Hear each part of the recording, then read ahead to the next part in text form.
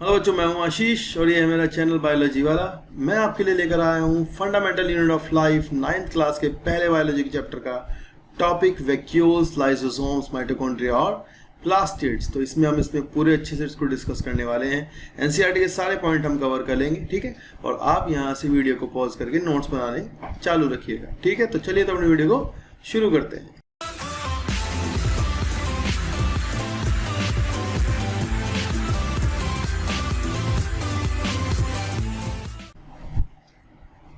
तो हमारा पहला टॉपिक है लाइसोसोम बच्चों, है ना। लाइसोसोम होता क्या है, और पहले तो ये जान लीजिए कि लाइसोसोम बनता कैसे है। देखिए, हमने पिछली वीडियो में आपको बताया था कि भाई ऐसा होता है कि जो हमारी एंडोप्लाज्मिक रेटिकुलम होती है, जो न्यूक्लियस के बाहर वाली होती है, जिसके ऊपर राइबोसोम लगे रहते हैं, वो राइबोसोम क्या करते हैं, प्रोटीन बनाते हैं। और फिर वो प्रोटीन बनने के बाद कहाँ चली जाती है, एंडोप्लाज्मिक रेटिकुलम के अंदर चली जाती है। वहां से वो एंडोप्लाज्मिक रेटिकुलम के अंदर से, जिसको हम रफ एंडोप्लाज्मिक रेटिकुलम कहते हैं ना, उसके अंदर से वो वेसाइकल्स में बंद हो करके बाहर निकलती है। फिर जब वो वेसाइकल के बंद होकर बाहर निकलेगी, फिर वो प्रोटीन अपने अंदर कुछ उसको चेंजेस करने होते हैं, मॉडिफिकेशन करना होता है। उसके लिए वो गोल्गी बॉडी के पास जाती है। अब मेरी प्रोटीन जब गोल्गी बॉडी के पास जाएगी ना, तो गोल्गी बॉडी उसमें सुटेबल अरेंजमेंट कर देगी, फाइनल प्रोडक्ट गोल्गी बॉडी दे देगी। वो फाइनल प्रोडक्ट या तो फिर एक एंजाइम हो सकती है, या फिर वो कोई हार्मोन हो सकती है, या फिर कोई अन्य प्रोटीन हो सकती है। तो इस केस में हुआ क्या है कि गोल्गी बॉडी ने एक ऐसी वेसाइकल बनाई है जिसमें ऐसी प्रोटीनें भरी हुई हैं जो कि एंजाइम्स हैं, है ना, वो भी डाइजेस्टिव एंजाइम्स।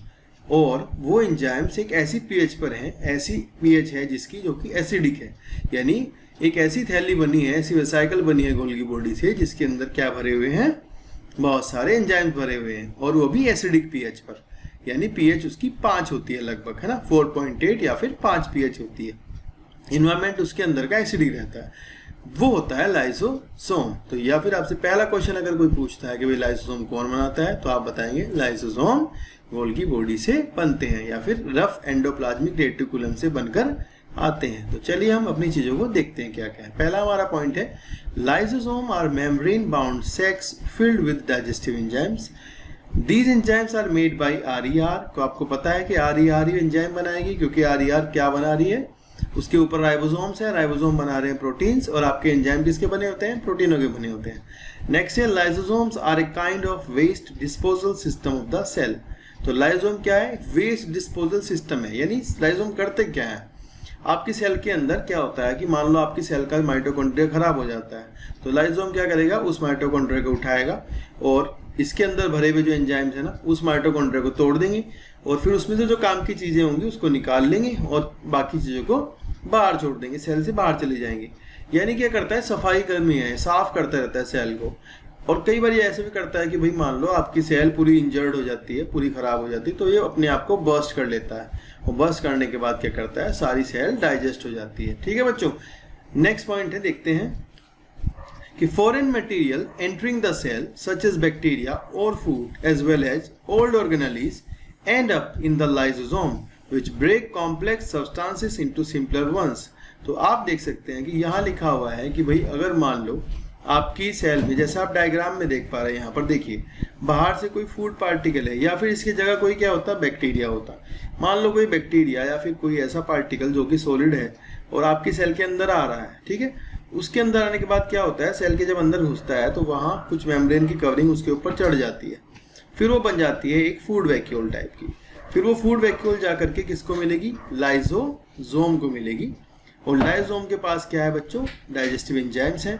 अगर ये सॉलिड पार्टिकल जो बाहर से आया है, अगर ये बैक्टीरिया है, तो आपका लाइसोसोम इसको तोड़ देगा, और जो कुछ काम की चीजें होंगी वही फिर करेगा, रख लेगा, और बाकी चीजों को सेल से एक्जोसाइटोसिस करके बाहर निकाल दी जाती है। ठीक है, समझ में आई ये बात।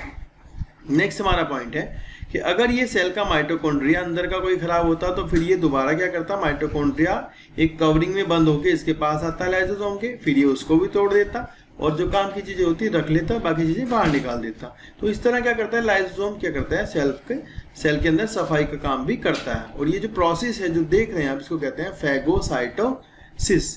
यानी हमारी सेल जब कुछ सॉलिड पार्टिकल इस तरह डाइजेस्ट करती है तो कहते हैं फैगोसाइटोसिस। ठीक है बच्चों, नेक्स्ट पॉइंट है, lysosomes are able to do this because they contain powerful digestive enzymes capable of breaking down all organic material. तो आपको बता ही दिया है हमने ये बात कि इनके अंदर कुछ ऐसे एंजाइम्स होते हैं जो कि कैपेबल होते हैं किस बात के लिए, डाइजेशन के लिए। नेक्स्ट पॉइंट है during the disturbance in the cellular metabolism, for example when the cell gets damaged, lysosomes may burst and the enzyme digest their own cell. Therefore, lysosomes are called as suicidal bags. तो अगर आपसे कोई पूछता है कि भाई suicidal bags किनको कहते हैं, तो आप क्या बताएंगे? लाइसोसोम्स को सुसाइडल बैग्स कहा जाता है। इनका काम क्या होता है भाई बच्चों? ये वही करते हैं, अगर आपकी सेल इंजर्ड है या आपकी सेल में कुछ हो गया है तो फिर ये क्या करते हैं? सेल को पूरी तरह डाइजेस्ट कर देते हैं, यानी इनकी मेम्ब्रेन टूट जाती है और इनके भरे हुए एंजाइम जो होते हैं वो बाहर निकल जाते हैं और फिर वो एंजाइम क्या करते हैं? सेल के अंदर की सब चीज़ों को डाइजेस्ट करते हैं। तो समझ में आ गया होगा लाइसोसोम आपको, इसके फंक्शन भी आपको समझ में आ गए होंगे। नेक्स्ट है हमारा वैक्यूल्स। ठीक है, वैक्यूल्स जो होती हैं वो कई टाइप्स की वैक्यूल होती हैं, लेकिन आपको सबसे बड़ी वैक्यूल जो देखने को मिलेगी वो मिलेगी प्लांट की सेल में। ठीक है, क्योंकि प्लांट की सेल क्या करती है? बहुत सारी चीज़ों को स्टोर कर रही होती है ना। और वैक्यूल हमारी अंदर जब सेल के अंदर होती है तो उसके चारों तरफ एक मेम्ब्रेन होती है, वैक्यूल की खुद की मेम्ब्रेन। उसके लिए एक स्पेशल नाम होता है वैक्यूल की मेम्ब्रेन के लिए, उसको कहते हैं टोनोप्लास्ट। समझ आई बात? तो टोनोप्लास्ट वैक्यूल की मेम्ब्रेन होती है, वो सेल के अंदर का ही, जैसे आप डायग्राम में देख रहे हैं, सेल के अंदर एक बड़ा सा एरिया है, खाली सा जो दिख रहा होगा आपको, ये बड़ा सा एरिया जो होता है यही क्या है? वैक्यूल है, और बाहर इसकी मेम्ब्रेन है, उसको कहते हैं टोनोप्लास्ट। तो प्लांट की सेल के डायग्राम बच्चों ये है, आप देख रहे हैं इसमें न्यूक्लियस कहाँ चला गया है?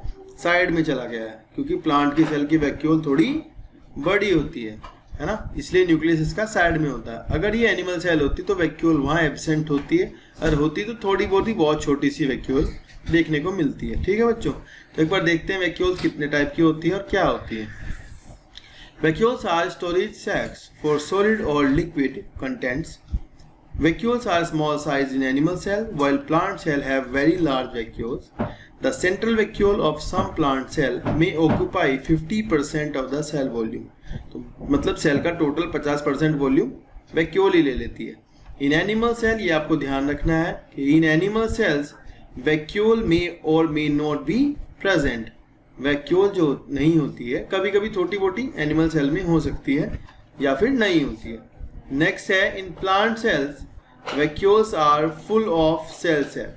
प्लांट की सेल में वैक्यूल में भरा रहता है सेल सैप, जो भी कुछ भरा रहेगा उसके अंदर स्टोरेज हुआ रहेगा। एक्सक्रीटरी प्रोडक्ट भी होते हैं प्लांट के, मतलब जो प्लांट को बाहर निकालने होते हैं वो भी होते हैं, तो उसको सारे को बोलते हैं cell sap. And provide turgidity and rigidity to the cell. अगर आपकी सेल के अंदर पानी भरा है, वाटर फिल हुआ है, तो वो वाटर जो है भाई कहाँ जाएगा? वैक्यूल के अंदर जाएगा। वो वाटर सेल की वैक्यूल के अंदर जाता है, और जिसकी वजह से क्या होता है? वैक्यूल फूलने लगती है, बड़ी हो जाती है एकदम, और जो सेल की प्लाज्मा मेम्ब्रेन है वो बाहर को जाने लगती है। वो प्लाज्मा मेम्ब्रेन आपकी सेल वॉल के ऊपर एक प्रेशर बनाने लगती है और सेल आपकी फूल जाती है। ऐसे सोचते हैं फूल जाती तो उसको बोलते हैं टर्जिड हो जाती है सेल। क्या हो जाती है? टर्जिड। तो ये वैक्यूल का काम है कि भाई प्लांट सेल को टर्जिडिटी मेंटेन कराने में काम करता है। ऐसे ही अगर एनिमल सेल को हम रख देंगे किसी ऐसे सॉल्यूशन में जहाँ पर कंडीशन जो होंगी वो हाइपोटोनिक होंगी, तो अंदर से पानी बाहर आने को शुरू हो जाता है सेल के अंदर। ठीक है, और क्योंकि सेल का साइज बढ़ने लगता है तो सेल हमारी एनिमल की फट जाती है। ठीक है ना बच्चों? देखो बच्चे, ऐसा है कि जो प्लांट की सेल होती है उसमें वैक्यूल जो होती है वो सेल सैप से भरी हुई होती है। यानी अगर आपकी प्लांट की सेल के अंदर कुछ एक्सक्रीटरी प्रोडक्ट्स हैं, ठीक है, या फिर कुछ अन्य चीज़ें हैं, वो सेल की वैक्यूल के अंदर भरी रहती है।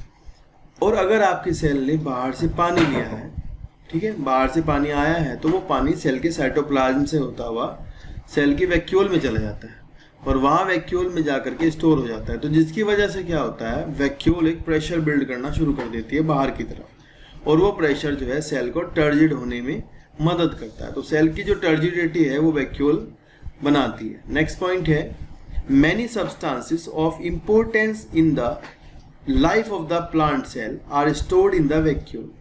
These include amino acids, sugar and various organic acids and some proteins.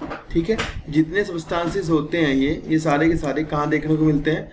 Vacuole इनको स्टोर कर लेती है बच्चों। ठीक है, नेक्स्ट पॉइंट है टाइप्स ऑफ वैक्यूल। कितनी तरह के वैक्यूल होते हैं ये हम देख सकते हैं यहाँ पर। वैक्यूल पहली वैक्यूल है बच्चों सैप वैक्यूल, ठीक है। सैप वैक्यूल यानी जिनमें सैप भरा रहता है। मोस्टली जो प्लांट वैक्यूल होती हैं वो सैप वैक्यूल होती हैं। जैसे लिखा है कि sap vacuole store salt, sugar, amino acids, salt and some proteins. Sap vacuole help in maintaining turgidity and rigidity of the cell. It also maintain the osmotic pressure of water. तो ये cell के अंदर turgidity बनाने में help करती है। Plant cell में आपको सैप वैक्यूल देखने को मिलती है, ठीक है। नेक्स्ट पॉइंट है food vacuole. In single cell organism like amoeba, the sacs containing ingested food fuse with lysosome to form food vacuole and the process of digestion takes place inside the food vacuole। तो हमने बताया कि भाई जैसे food बाहर से अंदर आता है तो वो एक कैविटी बना लेता है, उसके चारों तरफ एक मेम्ब्रेन चढ़ जाती है, उसको बोलते हैं फूड वैक्यूल। वो लाइसोसोम के साथ मिल जाती है, फिर लाइसोसोम के एंजाइम उसको डाइजेस्ट कर देते हैं। समझ आई ना बात। तो फूड वैक्यूल आपको कहाँ देखने को मिलेगी? सिंगल सेल ऑर्गेनिज्म जैसे कि अमीबा। अमीबा के अंदर आपको फूड वैक्यूल देखने को मिल जाएगी, ठीक है। नेक्स्ट पॉइंट है कॉन्ट्रैक्टाइल वैक्यूल। तो कुछ ऑर्गेनिज्म ऐसे होते हैं जिनके अंदर कुछ ऐसे वैक्यूल होती हैं जिनमें एक्सक्रीटरी सब्सटेंस भरे होते हैं, यानी कि उसको सेल को वो बाहर निकालने होते हैं। तो वहाँ क्या देखने को मिलते हैं? Contractile vacuole. वो उसका एक्सक्रीशन में हेल्प करती है। जैसे आपकी किडनी का काम होता है, ऐसे अगर सेल की बात करें तो सेल के अंदर कुछ ऑस्मो रेगुलेटरी वैक्यूल्स देखने को मिलती हैं जो एक्सक्रीशन के काम में काम आती है। लिखा है contractile vacuole collect liquid from the cell, swells up and rise to the surface and burst to release their contents. They take part in osmoregulation and excretion, यानी osmotic concentration सेल की बनाने में और उसका एक्सक्रीशन करने में help करती है। कौन? कॉन्ट्रैक्टाइल वैक्यूल, ठीक है बच्चों। तो ये था हमारा वैक्यूल्स। नेक्स्ट है हमारा mitochondria, the most important organelle of the cell. Mitochondria बहुत जरूरी चीज है। इसका क्या काम होता है ये आप समझ लीजिए पहले ध्यान से। देखिए आपने सुना होगा कि भाई माइटोकॉन्ड्रिया जो होते हैं power house of the cell होते हैं। माइटोकॉन्ड्रिया क्या करते हैं? सेल के अंदर एनर्जी बनाते हैं। तो आपको ये भी पता है कि भाई सेल के अंदर एनर्जी जो होती है वो क्या होती है? इलेक्ट्रिसिटी तो नहीं होगी, है ना। तो सेल की जो एनर्जी होती है वो होती है एटीपी। एक ऑर्गेनिक कंपाउंड होता है जिसको बोलते हैं एडिनोसिन ट्राइफॉस्फेट। क्या बोलते हैं?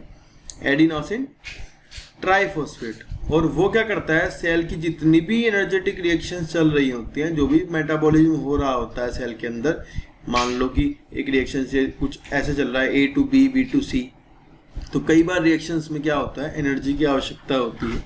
तो वो एनर्जी जैसे मैं अभी बोल रहा हूँ तो यहाँ जो खर्च हो रहा है वो क्या है? एटीपी खर्च हो रहा है। मसल के मूवमेंट में क्या खर्च होता है? एटीपी खर्च होता है। वो एटीपी क्या करता है? एक कंपाउंड होता है जिसमें कि 3 फॉस्फेट जुड़ी रहती है और जब कहीं एनर्जी उसको देनी होती है तो वो अपनी एक फॉस्फेट को तोड़ देता है ना। तो फिर जिससे बहुत सारी एनर्जी निकलती है और वो एनर्जी काम में आ जाती है, ठीक है बच्चों। तो एक बार आप इसकी स्ट्रक्चर को देख लीजिए माइटोकॉन्ड्रिया की। इसके स्ट्रक्चर में आपको मिलेगा कि बाहर देखो एक मेम्ब्रेन है, बाहर की साइड में इसके कवरिंग दिख रही होगी, अंदर की साइड में भी इसकी एक मेम्ब्रेन है, लेकिन अंदर वाली मेम्ब्रेन ने अंदर की तरफ फोल्ड बनाए हैं।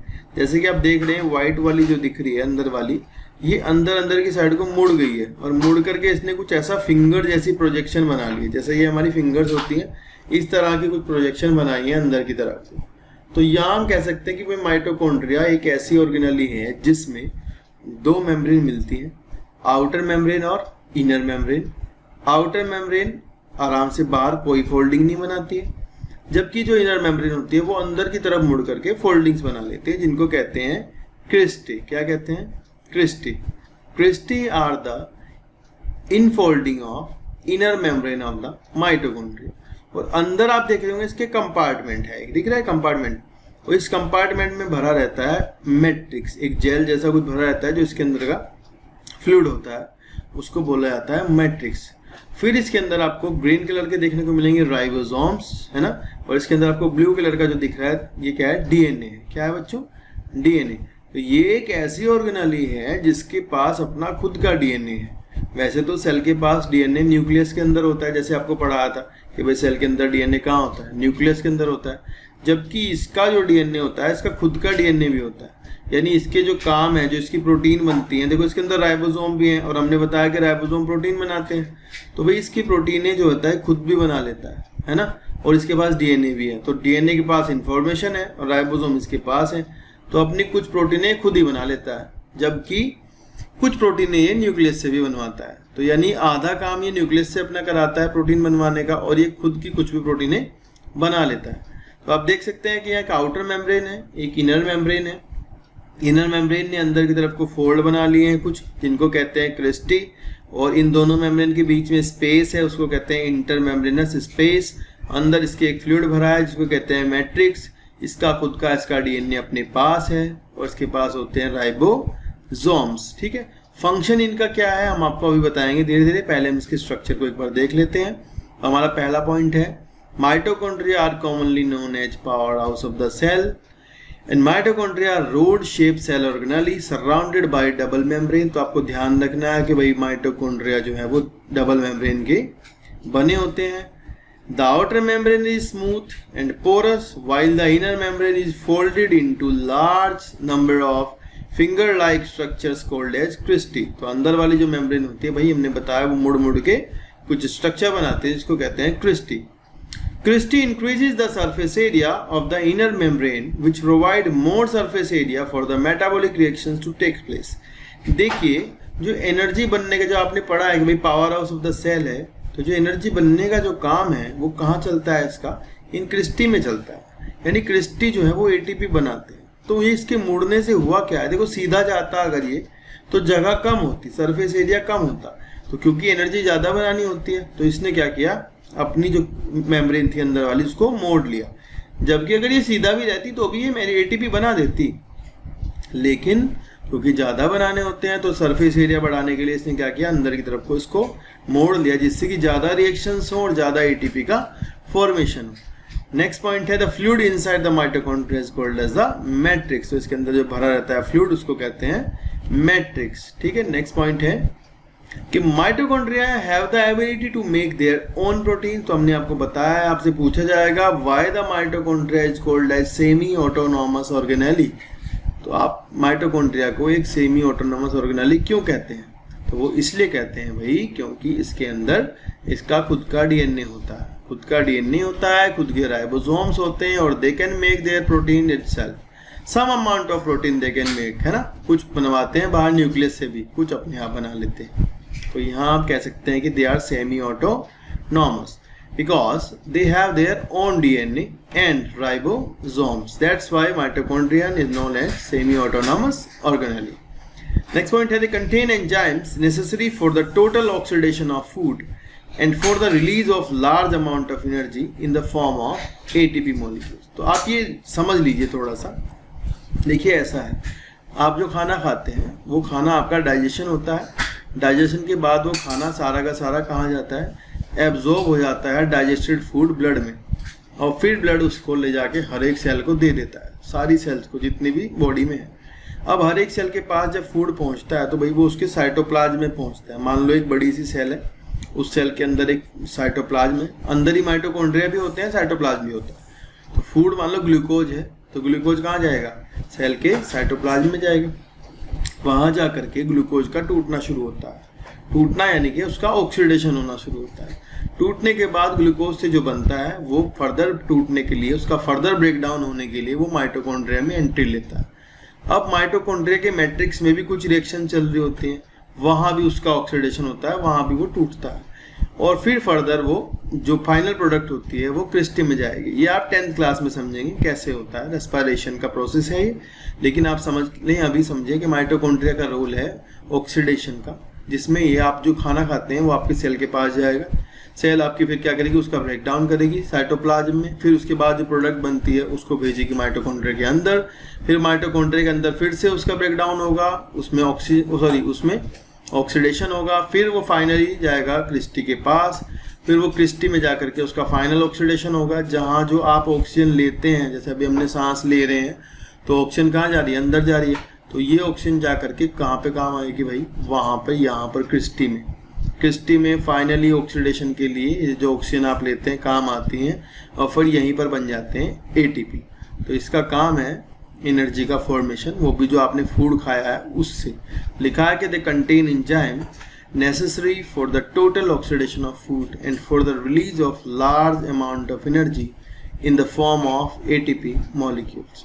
नेक्स्ट पॉइंट है the energy stored in this ATP is used for synthesis of new products and other metabolic processes. तो जहाँ भी एनर्जी की यूज होती है, जो भी मेटाबॉलिक प्रोसेस सेल के अंदर चल रहे होते हैं, कुछ रिएक्शंस टूटने वाली चल रही होती हैं, कुछ बनने वाली चल रही होती हैं, उन सब में जहाँ ज़रूरत होती है वहाँ पर एटीपी का यूज होता है। ठीक है, जैसे मसल का कॉन्ट्रैक्शन जो मैं बोल रहा हूँ, यहाँ पर क्या खर्चा हो रहा है, एटीपी खर्च हो रहा है। ठीक है बच्चों, तो इतना सा आपकी बुक में बहुत थोड़ा सा माइटोकॉन्ड्रिया के लिए दिया गया है, आप इसके बारे में ज़्यादा 10th क्लास में जानेंगे। नेक्स्ट हमारी ऑर्गेनाली है क्लोरोप्लास्ट, सॉरी प्लास्टिड्स हमारी ऑर्गेनाली है नेक्स्ट। तो प्लास्टिड का टाइप है क्लोरोप्लास्ट। तो प्लास्टिड्स पहले आप जान लीजिए कितने तरह के होते हैं। देखिए सेल के अंदर एक और ऑर्गेनाली आपको डबल मेम्ब्रेनस मिलने वाली है जिसका नाम है प्लास्टिड्स। तो ये डबल मेम्ब्रेनस होते हैं, इसमें भी आपको देखने को मिलेगा। देखिए 3 तरह के हैं, पहले हैं क्रोमोप्लास्ट, दूसरे हैं क्लोरोप्लास्ट, तीसरे ल्यूकोप्लास्ट। क्रोमो, क्लोरो और ल्यूको।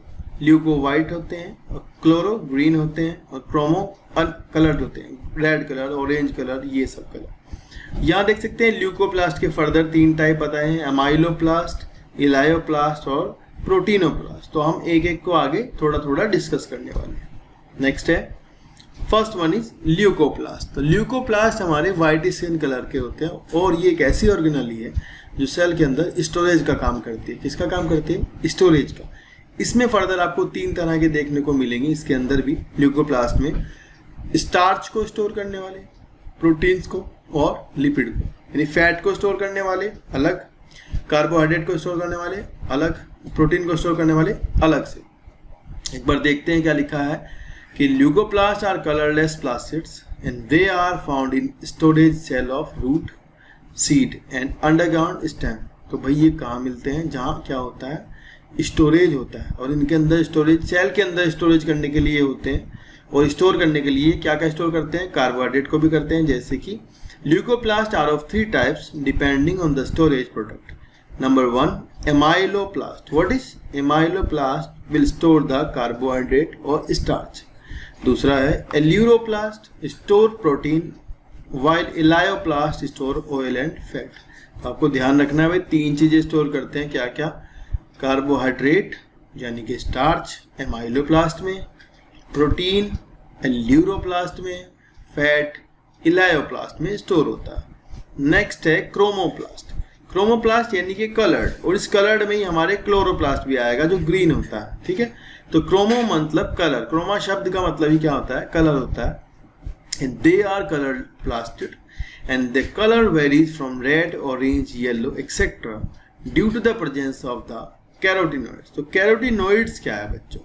कैरोटिनॉइड्स एक पिगमेंट होते हैं, ये लाइट एब्जॉर्बिंग पिगमेंट्स होते हैं, है ना, और ये प्लांट को कलर प्रोवाइड कराते हैं। जैसे आपने जहाँ भी कलर देखा होगा मोस्ट ऑफ द टाइम ये कलर प्रोवाइड कराते हैं। तो जैसे कि रेड कलर वाले, ऑरेंज कलर वाले, येलो कलर वाले, अलग अलग तरह के कैरोटिनॉइड्स होते हैं जो कि अलग अलग तरह का कलर प्रोवाइड कराते हैं। And they are mostly found in flowers and fruit, वही कलर होता है। and they provide coloration to organ for attracting pollinators। तो attracting pollinators मतलब देखो जो फ्लावर होते हैं, कलरफुल फ्लावर होते हैं, जैसे मतलब कि आपके जो हैं रोजेज हैं या फिर और भी, तो ये क्या करते हैं, इनको ना अपने ऊपर पोलन ग्रेन्स को उठाने के लिए एजेंसीज बुलानी होती है। जैसे मान लो इंसेक्ट हैं, तो इंसेक्ट प्लांट के पास क्यों जाएगा, इंसेक्ट फ्लावर के पास क्यों जाएगा? क्योंकि भाई उसको क्या क्या देखने को मिलेगा, तो वो अट्रैक्ट होता है। रंगीन देख कर, कलर देखने के बाद ना जो बीज होती हैं वो अट्रैक्ट होती हैं और फिर वहाँ पहुँच जाती है फ्लावर के पास, और वहाँ से वो उसका पोलन ग्रेन लेती हैं, फिर दूसरे फ्लावर पे ट्रांसफ़र करती हैं। अगर वो कलरफुल नहीं होते तो फिर ट्रांसफ़र ना करती बीज ना। तो जो कैरोटिनॉइड्स होते हैं ये क्या करते हैं, सेल्स को कलर प्रोवाइड कराते हैं, और कलर प्रोवाइड कराने से जो प्लांट के फ्लावर्स होते हैं, फ्रूट्स होते हैं, उनमें कलर आ जाता है। तो नेक्स्ट थर्ड वन है क्लोरोप्लास्ट, जो कि इसी की एक कैटेगरी है क्रोमो की, मतलब वो भी कलर्ड है, लेकिन एक विशेष प्रकार के प्लास्टिड होते हैं क्लोरोप्लास्ट, जो कि किचन ऑफ द सेल कहलाते हैं। क्या कहलाते हैं?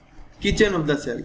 यानी जो आपने सुना होगा कि प्लांट्स क्या करते हैं, प्लांट्स रूट से वाटर लेते हैं ज़मीन से, और एटमॉस्फेयर से कार्बन डाइऑक्साइड लेते हैं, और फिर कार्बन डाइऑक्साइड और वाटर से क्या बना देते हैं, फूड बनाते हैं, और फिर ऑक्सीजन को बाहर निकाल देते हैं। तो ये प्लांट के अंदर एक काम चलता है जिसको कहते हैं फोटोसिंथेसिस। क्या कहते हैं? फोटोसिंथेसिस। तो फोटोसिंथेसिस यानी लाइट की प्रेजेंस में, सनलाइट की प्रेजेंस में होने वाली एक ऐसी रिएक्शन है जो कहाँ चलती है? क्लोरोप्लास्ट के अंदर चलती है।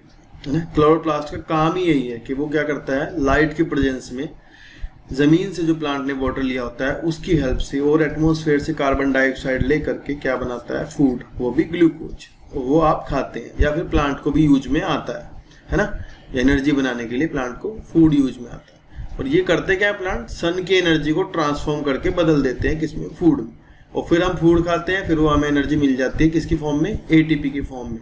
वो काम किसका है, माइटोकॉन्ड्रिया का काम है। ठीक है, समझ में आई ये बात। तो एक बार देखते हैं, क्लोरोप्लास्ट भी माइटोकॉन्ड्रिया की तरह ही डबल मेम्ब्रेनस होता है। यहाँ भी इनर मेम्ब्रेन है और आउटर मेम्ब्रेन है, दोनों तरह की मेम्ब्रेन देखने को मिलती हैं। तो ये ध्यान रखना, it is a organelle with double membrane like mitochondria. फिर नेक्स्ट बात है, इसकी खुद की इसकी बात है कि इसके पास भी ना राइबोसोम्स होते हैं और डीएनए होता है। तो हम इसको भी क्या बोलेंगे कि भाई ये भी क्या है, सेमी ऑटोनॉमस है ना। ये भी कैसा है, सेमी ऑटोनॉमस, यानी ये अभी अपनी प्रोटीनें खुद बना लेता है, कुछ, सारी नहीं, कुछ ये भी न्यूक्लियस से बनवाता है, कुछ बना लेता है। नेक्स्ट आप देख सकते हैं कि इसके अंदर एक स्ट्रक्चर आपको देखने को मिलेगी कि कुछ सिक्के जैसे सिक्के होते हैं, कॉइन्स होते हैं, वैसी स्ट्रक्चर इसमें एक के ऊपर एक रखी होती है। यहाँ पर देखने को दिख रही होंगी आपको यहाँ पर, ठीक है। इनको बोलते हैं थैलेकॉइड्स। ये भी किसकी बनी होती है, मेम्ब्रेन्स की बनी होती है, ठीक है। और इस पूरी स्ट्रक्चर को जब बहुत सारी थैलेकॉइड यानी 40-50 थैलेकॉइड कॉइन जैसे एक दूसरे के ऊपर रखे जाएंगे ना, तो फिर एक स्ट्रक्चर बनाते हैं, उसको बोलते हैं ग्रेनम। क्या बोलते हैं, ग्रेनम। और बाहर इसमें आप डॉटेड जहाँ जो ग्रीन कलर दिख रहे हैं ज़्यादा डार्क वाला, यहाँ पर एक फ्लूइड भरा है, उसको बोलते हैं स्ट्रोमा। तो हमें क्या पता लग गया कि भाई हमारे जो क्लोरोप्लास्ट होते हैं उनके अंदर ग्रेनम होती हैं। ग्रेनम किसकी बनी है, थैलेकॉइड की बनी हुई होती हैं, जबकि उसके अंदर एक फ्लूइड भरा होता है जिसको कहते हैं स्ट्रोमा, है ना। और इसका काम हमने भी बताया कि भाई ये क्लोरोप्लास्ट का काम होता है फूड का फॉर्मेशन। ये किचन ऑफ द सेल है। मेम्ब्रेन 2 होती है इसमें भी, जैसे कि माइटोकॉन्ड्रिया में थी। ठीक है बच्चों, एक बार देखते हैं क्या लिखा है। Chloroplast are green colour plastids found in leaves and the green colour is due to the presence of chlorophyll. तो ये पहली बार एक वर्ड आया क्लोरोफिल। तो यहाँ पीछे कैरोटिनॉइड आया था जो कलर्ड था, यहाँ क्लोरोफिल आया है जो ग्रीन है। तो प्लांट को जो ग्रीन कलर देता है वो कौन है, क्लोरोफिल है। जो पत्तियां ग्रीन होती हैं वो किसकी वजह से होती है, क्लोरोफिल की। अब ये क्लोरोफिल कहाँ होता है भाई, क्लोरोफिल जो होता है थैलेकॉइड्स की मेम्ब्रेन में होता है। ये जो थैलेकॉइड्स है ना, इनकी मेम्ब्रेन के अंदर होता है, ठीक है। और इसका काम होता है कि ये सन की लाइट को एब्जॉर्ब करता है। जो लाइट आती है उसमें एनर्जी होती है, आपको पता है सन की लाइट में एनर्जी होती है। ये क्या करता है भाई, सन की लाइट की एनर्जी को एब्जॉर्ब कर लेता है और फिर उस लाइट की एनर्जी को एब्जॉर्ब करने के बाद फोटोसिंथेसिस की रिएक्शन में यूज किया जाता है। ठीक है, वो फर्दर प्रोसेस है, आप 10th क्लास में समझेंगे कैसे यूज होती है। लेकिन अभी आपको जानना है कि भाई chlorophyll are present in the membrane of thylakoid and they trap the energy of the sun, है ना। सन की एनर्जी कुछ बंडल्स की फॉर्म में आती है, उसको बोलते हैं फोटॉन्स। ठीक है बच्चों, देखिए chlorophyll trap the solar energy which is use for manufacturing food and they are the site of photosynthesis. So chloroplast are the kitchen of the cell. तो इसलिए क्लोरोप्लास्ट है किचन ऑफ द सेल होते हैं। Like the mitochondria, plastid also have their own DNA and ribosome. That's why we can say that they are semi-autonomous organelle. इसलिए हम इनको भी क्या बोलते हैं, semi-autonomous organelle बोलते हैं। Next point है, a chloroplast is bounded by 2 membrane. तुम्हें पता है, outer membrane and inner membrane. The inside of the chloroplast is clearly marked into the colorless ground matrix is called as stroma. वहाँ mitochondria के matrix को matrix ही बोलते थे, यहाँ इसके मैट्रिक्स को बोलते हैं stroma. Chloroplast trap solar energy, आपको पता है कि भाई सन की एनर्जी ट्रैप करता है क्लोरोफिल की वजह से, which is used to manufacture food through photosynthesis. And photosynthesis is the process of synthesising food from carbon dioxide and water in the presence of sunlight. तो सन की लाइट के presence में जो CO2 जो carbon dioxide leaves लेती हैं बाहर से, अपने स्टोमेटा से लीव्स अंदर लेती हैं, और जो प्लांट ने पानी रूट से लिया होता है, उस वाटर की हेल्प से क्लोरोप्लास्ट सेल के अंदर फूड का फॉर्मेशन करते हैं। और इस रिएक्शन में ऑक्सीजन जो होती है वो बाहर निकल जाती है, वाटर से टूटकर ऑक्सीजन बाहर निकल जाती है। वाटर की जो हाइड्रोजन होती है वो कार्बन डाइऑक्साइड को मिलके ग्लूकोज बन जाता है, जो कि हमारा फूड कहलाता है। ठीक है बच्चों, आज की वीडियो में दोस्तों इतना ही। आगे की वीडियो देखने के लिए चैनल को सब्सक्राइब कर दीजिएगा और ये घंटी वाला बटन दबा दीजिएगा ताकि आपको नोटिफिकेशन मिलते रहें। Thank you so much.